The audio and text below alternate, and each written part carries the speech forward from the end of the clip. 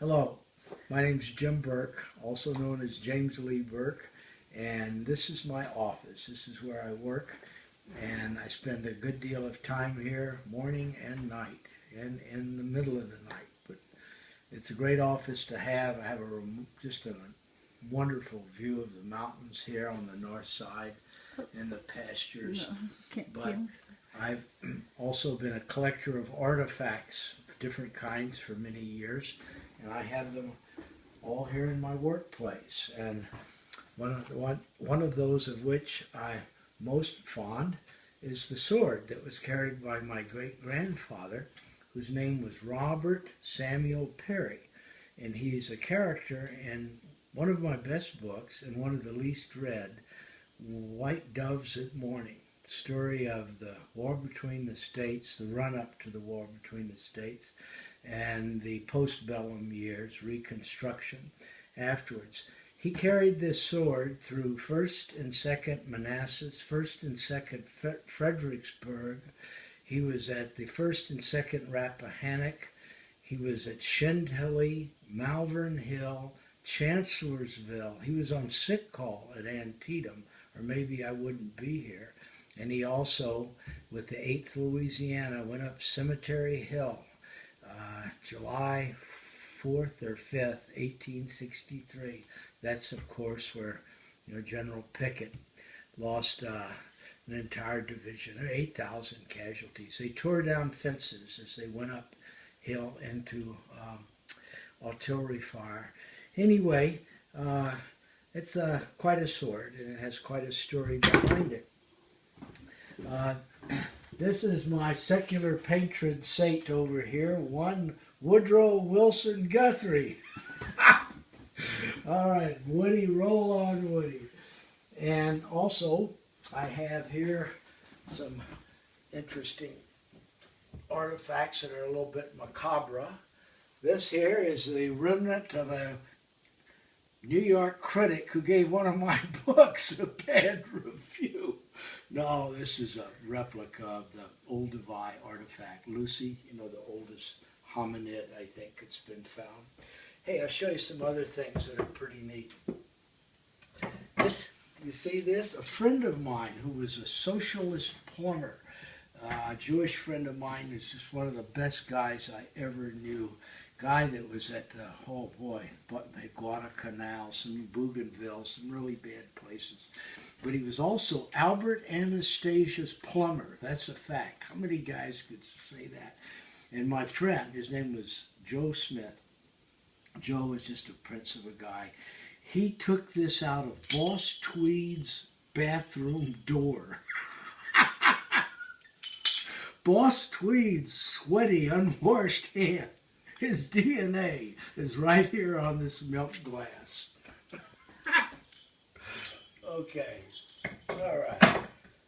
I've also got the original Constitution, 1905, of the industrial workers of the world. Okay, here's my dad. My dad played semi-pro baseball in the Texas Bush. That's his glove from about 1925 or so. Isn't that something? Let's see. These are mini balls. I don't know if you can see these. I have quite a few of them.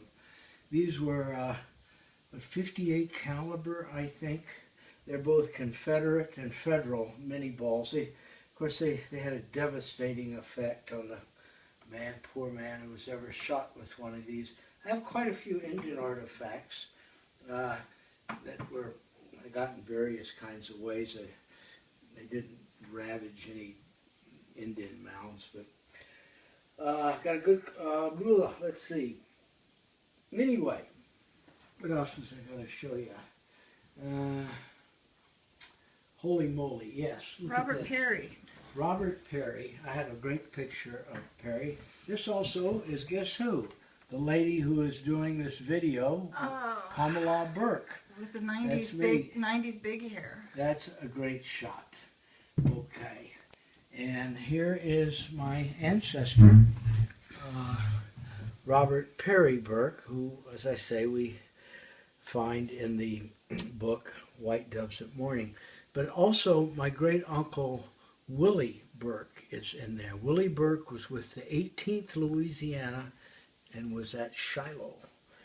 And Uncle Willie despised war. As people say in the family, he fought every day for 3.5 years. He was at some really bad places. His outfit was on Owl Creek. That was the western flank of the Confederate line, Beauregard's line. And his outfit was ordered to go uphill, to attack uphill into Union artillery with no support on the flank. And these guys were enfiladed. And Uncle Willie's regiment, the 18th Louisiana, lost 40% of their men in the first 15 minutes. But anyway, you know what not William Faulkner, S. Scott Fitzgerald once said, "No one can understand America without understanding the graves of Shiloh, because the ferocity of that war shocked the entire world, brother against brother." Anyway, I have some interesting letters here. These letters were written to my grandfather, who was president of the Louisiana State Senate during the 1920s and 30s, and you'll see they are signed by none other than Franklin Roosevelt. And one letter is written to my uncle, Portis, and one's sent to my grandfather, Walter Burke, who was one of the few men who had the courage to testify against Huey Long in his impeachment hearing. Huey Long may have done many good things, but he did a lot of bad things too, and he was a dictator. The night before his hearing, his impeachment proceeding, he sent the state police to the witnesses' homes. They were threatened. He closed down newspapers that criticized him. So Huey had a dark side to him. Anyway, this is where I live and work. It's a grand place to be. And I'm very fortunate to have Pamela as my right-hand helper, secretary, philosopher, psychologist. And if you'll notice that I don't think there's anything I do that Pamela doesn't have to approve of first. And I'm getting a really dirty look right now. No, he's not. Anyway, why don't we go outside and look at the flowers? And, Okay. Thanks for the tour of your office, Dad. Okay, well, thanks for you all being patient. You're really a great community in our electronic meeting place here. Okay, the Facebook. Anyway, why don't we go outside then?